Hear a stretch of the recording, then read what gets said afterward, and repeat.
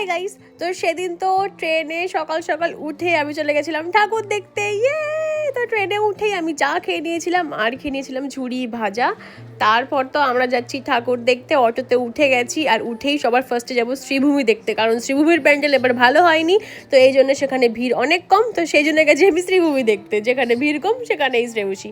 তো যাই হোক, শ্রীভূমির প্যান্ডেলটা কিন্তু আমার খারাপ লাগেনি ভাই, ভালোই হয়েছে, তবুও কিন্তু ভিড় ঠিকঠাকই ছিল, মানে প্রায় 10 থেকে 15 মিনিট লাইনে দাঁড়িয়ে তারপরেই আমরা ঠাকুরটা দেখেছি।